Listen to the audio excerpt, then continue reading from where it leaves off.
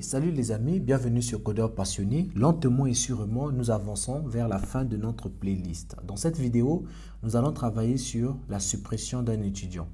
Sans plus tarder, vous savez déjà quoi faire. Aujourd'hui, je ne parlerai plus de ça. Donc, likez, abonnez-vous, faites tout ce que vous allez faire, mais pourvu que vous soutenez cette chaîne. Les amis, aujourd'hui, il s'agit de la suppression de l'étudiant. Ça sera une vidéo très courte parce que, en réalité, vous savez déjà comment le faire, ok? Mais je le fais juste parce qu'il faudrait vous montrer comment le faire.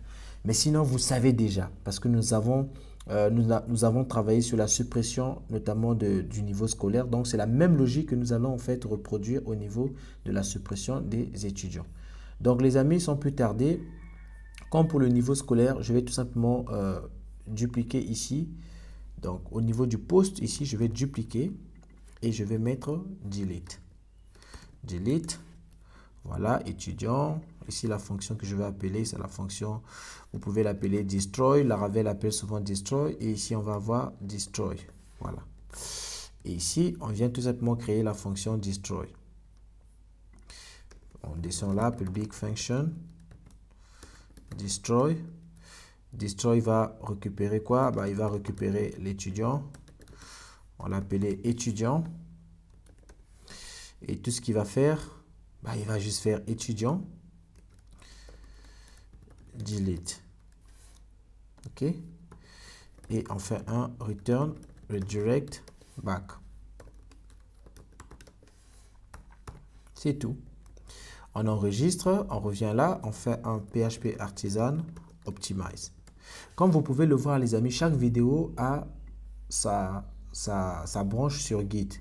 Donc n'hésitez pas à consulter pour chaque vidéo la branche qui correspond pour vous permettre, si vous voulez avoir le code source, vous pouvez tout simplement puiser là. Donc je fais un Optimize, voilà. Ensuite, je vais tout simplement au niveau de index étudiant, donc au niveau de ce bouton. Alors, les amis, j'ai déjà un code pour ça. Je vais juste venir ici au niveau de index. Je vais copier le code pour la suppression, tout simplement. Je vais copier ce code. Alors, je vais copier ces deux fonctions. J'enregistre. Je viens au niveau de index étudiant. Je vais coller ces deux fonctions. Voilà.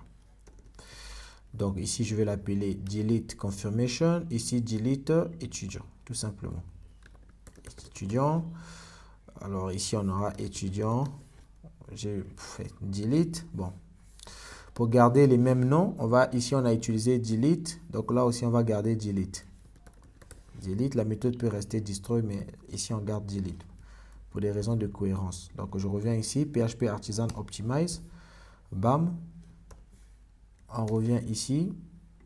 Ici, au lieu de niveau scolaire, c'est étudiant. On success, on dit étudiant supprimé avec succès. Étudiant supprimé avec succès.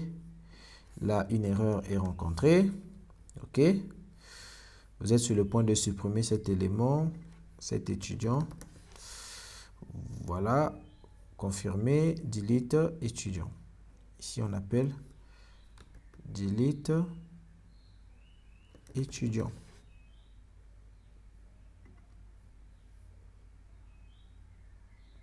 Voilà. C'est tout ce qu'on a à faire. Et ici, on va tout simplement appeler la fonction delete confirmation quelque part ici. Donc, au niveau du bouton ici, on fait un clic. Étudiant ID. Voilà. Et c'est tout. C'est tout ce qu'il faut faire. Alors, au niveau du contrôleur, par contre, je viens de me rappeler, on va faire quelque chose. Donc, avant de supprimer, on va en fait, en réalité, faire ce qu'on a fait au niveau du update. Donc, on va copier juste ce bout de code ici. On va le mettre là. Donc, si la photo de l'étudiant existe, on supprime d'abord cette photo. Ensuite, on supprime l'étudiant et puis on redirige. Donc, on enregistre. Je reviens là, j'actualise. On tente de supprimer ici. Je crois que j'ai une petite erreur. Voilà. Il fallait bien qu'il y ait l'erreur parce que ça commençait à devenir ennuyeux. Donc, on a use sol confirm is not defined. Tout à fait normal parce que ici, nous n'avons pas importé ces deux Mitsubishi. Donc là, les amis, on va faire ceci.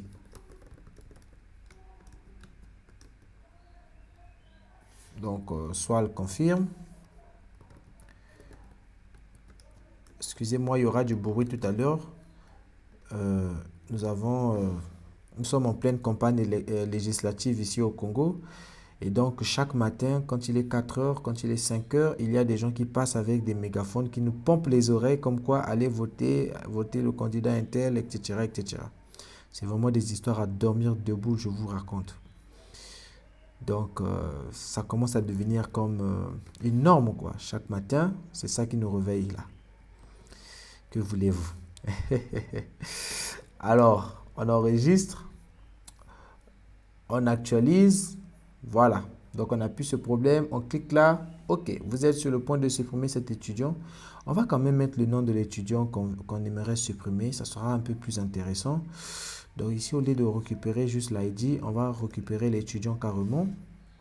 Donc vous êtes sur le point, donc là, on va mettre les... Je ne sais pas comment on appelle ces signes-là, mais on va mettre ce signe-là. Vous êtes sur le point de supprimer l'étudiant. L'étudiant. Donc dollar, on met les histoires et on aura étudiant, point, non. Voilà. Ensuite, on aura le prénom quelque part ici.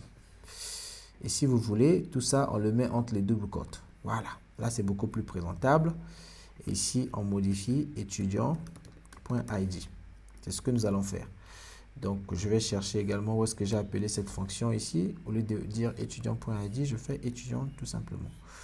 J'enregistre. Donc là, on va supprimer Dembélé Presse. Non, pas Dembélé Presse. On va supprimer ce monsieur. Waouh, il est parti. On supprime également celui-ci. Il est parti. On va supprimer celui-là. Donc, il est parti. On supprime ça. Il est parti. Donc, comme vous pouvez le remarquer, les amis, ici, nous sommes en train vraiment de faire du nettoyage. Voilà. Je voulais avoir cette erreur. Donc, ici, qu'est-ce qui est dit ici? Bah, le file system as must be of type string null given, etc. C'est vraiment n'importe quoi parce que il dit que étudiant photo, d'accord, existe. Donc il dit que file as argument must be of type string null given. Ok. Donc en fait, on va juste ajouter un petit contrôle au niveau de notre ici. Donc on va commencer par dire si étudiant photo existe, d'accord, on fait cette vérification et puis on supprime. C'est juste pour protéger, pour éviter qu'on ait au fait ce genre des erreurs. Donc là, dans tous les cas, il va quand même supprimer parce que s'il n'y a pas la photo, eh bien, il va supprimer. Je vous avais dit qu'à l'époque, je faisais des tests, donc ça pose un peu problème à mon niveau ici. Vu que j'ai des données qui sont maintenant incohérentes, donc voilà, c'est un peu ça le truc. Donc là, je suis en train de supprimer. Je pouvais aussi vous montrer comment on pouvait faire des sélections multiples et puis supprimer une bonne fois pour toutes, mais c'est vraiment hors de portée par rapport à ce cours. Le but ici, je voulais vous montrer comment, avec Inertia, Vue.js 3, etc., déjà comment vous pouvez travailler. Et je pense qu'avec cet exemple de CRUD, vous avez assez d'éléments pour vous permettre quand même de travailler sur pas mal de projets.